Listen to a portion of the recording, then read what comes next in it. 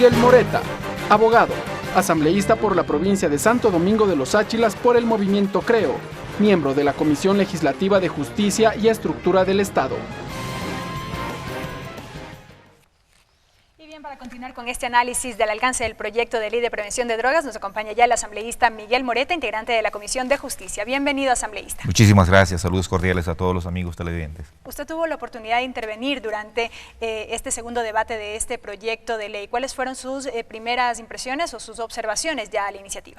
Primero de que efectivamente, a pasar un año hemos detectado y han detectado ellos, desgraciadamente, desde el crecimiento de la impunidad y la proliferación del microtráfico, de que adoptaron decisiones totalmente equivocadas. Ventajosamente por escrito, el 31 de julio del 2013, cuando se discutía en los primeros episodios del Código Orgánico Integral Penal, le dije al presidente Mauro Andino de la Comisión de Justicia que tal como estaba redactado ese proyecto de código, iba a propiciar la impunidad, la proliferación de delitos, la corrupción y por otro lado la persecución. El tiempo desgraciadamente me ha dado la razón cuando hay disposiciones en el Código Orgánico Integral Penal como el artículo 228 que son demasiado laxos y el mismísimo presidente del Consejo de la Judicatura, Gustavo Yal, el miércoles de la semana anterior en la Comisión de Justicia dijo de que estaban prácticamente neutralizados y que había una tranquera de impunidad respecto a los microtraficantes, porque como se sancionan... Esa posición que usted dice, si me permite interrumpirle, y es extraña porque en cambio hay otros que sostienen que el Código Orgánico Integral Penal es extremadamente punitivo y duro. Mire, punitivo y duro contra productores, contra profesionales, contra contribuyentes, pero no precisamente contra narcotraficantes, contra microtraficantes, contra gente que hace del delito su fuente de enriquecimiento. O sea, para ese segmento usted considera que este proyecto, digamos, este código que es vigencia es laxo. Revisa el artículo 222 del Código Orgánico Integral Penal. Dice que quienes siembren plantas que produzcan sustancias estupefacientes y sujetas a fiscalización serán sancionados con 1 a 3 años y nunca mencionan ni la mínima, ni la mediana, ni la gran escala. O sea, es esa pena de 1 a 3 años por una maceta, 10 macetas, 10 hectáreas, 100 hectáreas, 1000 hectáreas. Con 1 a 3 años, eso es susceptible incluso de fianza. Entonces, eso es un dislate, un contrasentido. Todo el mundo está volcado y claro, ya creo yo que esa afirmación de que el Ecuador es un país de paso de la droga, ya va quedando como sin asidero porque desgraciadamente hay barrios que han sido cooptados por el narcotráfico, ciudades que han sido cooptadas por el narcotráfico. Yo conozco sitios en los que la policía no puede entrar, por ejemplo, porque hay demasiada peligrosidad, hay gente que está dedicada a controlar las zonas como una especie de bastiones, y que prácticamente está fuera de eso, por ejemplo, asambleísta Moreta? En los barrios urbanos marginales de las grandes ciudades, en Santo Domingo. En Santo Domingo de los Áchilas, ¿usted conoce casos? En el plan de vivienda municipal hay determinados sitios en que está ocurriendo situación. Entonces, ¿qué es lo que se tiene que hacer? No es solamente hablar de la prevención con un lirismo poético, ni tampoco filosofando, ni nada por el estilo. O sea, ¿qué queremos hacer? Sí, hay que prevenir, hay que educar, hay que profundizar, hay que concientizar a la gente del problema de las drogas y particularmente a los niños y adolescentes. Pero lo básico, Fabricio, es de que hay que desintoxicar a los adictos, a los alcohólicos y a los adictos. ¿Por qué razón? En un trabajo que hicimos para la preparación del Código Orgánico Integral Penal, visitamos varios centros penitenciarios. A mí me correspondió el de Santo Domingo, de mi ciudad. Y resulta que, según testimonio de los directivos, de las autoridades de control y de los internos de los privados de libertad, alrededor del 70% de la población carcelaria enfrentaba serios problemas de adicción. Es más, decían que de cada 10 internos que recuperaban la libertad, volvían al mismo centro penitenciario, 6 de ellos volvían al centro penitenciario antes del año de haber salido en libertad. Entonces, ¿qué significa eso? De que si no hay una desintoxicación, si no hay una rehabilitación, si no hay una recuperación, prácticamente estamos patinando en el mismo lugar, estamos contribuyendo a un círculo vicioso que no ayuda a componer absolutamente nada. ¿Y cuál es el problema? Que el Estado no tiene infraestructura, clínicas especializadas para curar las adicciones. Apenas hay 5, según la respuesta dada por el señor Rodrigo Vélez, secretario ejecutivo del CONCEP, en una de las reuniones en la Comisión de Justicia. Yo le he preguntado. Habían muchas privadas, pero maltrechas, mal mantenidas, en un desbarajuste completo. ¿No le parece que si el Estado no tiene primero que el Estado debería hacer más clínicas especializadas para ayudar a desintoxicar a la gente y rehabilitarla del alcoholismo, de la drogadicción, del tabaquismo, etcétera de cosas? Y si es que no tiene el recurso, permitir que ciertas clínicas privadas certificadas, ¿no es cierto?, puedan dedicarse a esa tarea, pero para ello crear incentivos tributarios para que más clínicas estén atendiendo a la gente. Porque ¿qué es lo que ocurre en la práctica? Que que cuando un padre o una madre de familia, una familia entera detecta que uno de los integrantes, un hijo, un hermano, es adicto a las drogas, ¿cierto? Vienen cosas como encerrarlos, amarrarlos y finalmente terminan dándose suicidios por aquello del síndrome de abstinencia. Pero todos estos temas que usted nos ha referido, ¿se corrigen o no con este proyecto de ley que estamos debatiendo? Para nada, pues. Mire usted, la realidad es esta.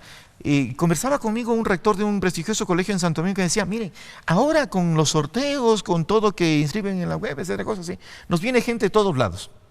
Y aquí hay chicos, me decía, estudiantes que son adictos a las drogas y que además están formando pandillas de redes de microtráfico. Cuando el inspector les detecta, les llama la atención, los quiere corregir todas las cosas, se van en contra de ellos, los desafían alevosamente, los amenazan, los persiguen. Llamamos a los padres de familia, me han dicho, ¿sí?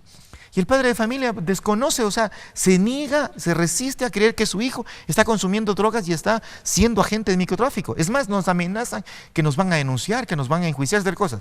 ¿Usted no le parece que el rector de un colegio o el director de una educativa debería tener la potestad de llamar al fiscal, llamar al juez de adolescente infractor y decirle, señor, este chico, esta chica tiene problemas de drogadicción, está haciendo microtráfico, no hay que encerrarlo, no hay que privarle la libertad, pero sí buscar su rehabilitación, internarlo en una clínica especializada que permita recuperar. ¿Qué significa eso? ¿Falta de corresponsabilidad entonces? Pero por supuesto que sí. Entonces, si no ponemos esas atribuciones expresamente en la ley y decimos simplemente que hará la prevención integral, que es el conjunto de políticas públicas y toda esa lata barata, ¿no, verdad?, que no ayuda a resolver los problemas del día, no va a pasar absolutamente nada. ¿Usted cree que se debe reformar el Código Orgánico Integral Penal? Por supuesto que sí, en las partes en que son demasiado laxas, por ejemplo, el cultivo, siembra de drogas, el tema de las dosis permitidas, etcétera, cosas, se tiene que corregir. ¿No es suficiente el cambio en la tabla del concepto?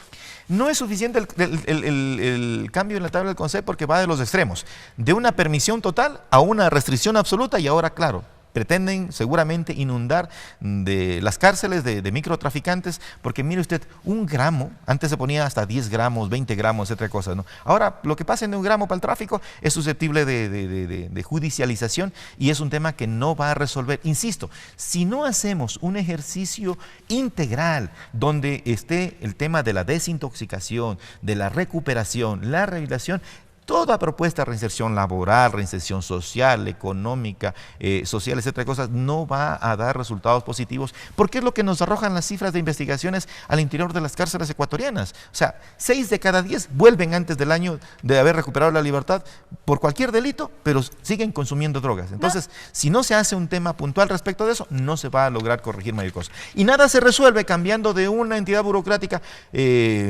un poco lenta como era el CONCEP, ¿no es cierto?, a una casi superintendencia exclusiva del gobierno central, a una secretaría técnica y a un comité interinstitucional que de interinstitucional tiene muy poco, debería llamarse casi comité interministerial. ¿Por qué? O sea, hay una polarización de las medidas, no hay los parámetros que deberían estipularse en la ley. Por ejemplo, la prohibición de sembrar drogas, con ciertas excepciones para efectos médicos, científicos, de consumo de adictos controlados. No es que hay que permitirles que consuman progresivamente de por vida, no. Habría que tener un registro de usuarios, de consumidores, para que, ok, tienes un problema, lo vamos a tratar no como un delito, no como un crimen, sino como un tema de salud pública. Entonces o sea, estás consumiendo 5 gramos, vamos a poner, ¿sí? Ok, el mes siguiente van a ser 4, el siguiente van a ser 3, 2, 1, hasta que logre liberarse del tentáculo de las drogas. Si no va a pasar nada. En la ley uruguaya sí se prohíbe, por regla, se prohíbe la siembra de drogas. Y la excepción es que se autoriza con fines científicos, con fines terapéuticos, etcétera. En el caso del Comité Interinstitucional, en Uruguay hay un Consejo Nacional Honorario que dice, mire, estará integrado por un representante de cada uno de los siguientes organismos del Estado: Ministerio de Educación, Cultura, del Interior, Economía, Ministerio de Industria y Energía. Un representante de la Universidad de la República, no existe acá. Un representante del Congreso de Intendentes, un representante de los clubes de membresía, entiendo que serán de los adictos o de los consumidores, un representante de asociaciones de autocultivadores, un representante de los licenciatarios, actuará de plenario con los miembros de la Junta. Acá no. Debería ser más amplio entonces. Pero por supuesto, pluralista, porque los genios de la burocracia no siempre tienen ni siquiera el sentido común, peor la experiencia o el conocimiento necesario para poder neutralizar lo que ocurre en la calle, lo que ocurre en los barrios urbanos marginales. En 10 segundos, porque se terminó el tiempo. Con esas consideraciones, ustedes no van a votar por este proyecto. Vea, este proyecto como vino fue un reverendo mamotreto. Ahora es un mamotreto menor que no va a resolver los problemas. Y no van a votar tampoco. Y no vamos a votar porque no va a contribuir ni a la seguridad ciudadana, ni a la seguridad jurídica, y peor, a recuperar y a proteger a nuestros niños y adolescentes. Nos queda claro. Queda claro, asambleísta. Muchas gracias por habernos acompañado. La presencia del asambleísta Miguel Moreta, asambleísta por el Movimiento Creo, integrante de la Comisión de Justicia y Estructura del Estado, con sus criterios en torno a la Ley de Prevención de Drogas.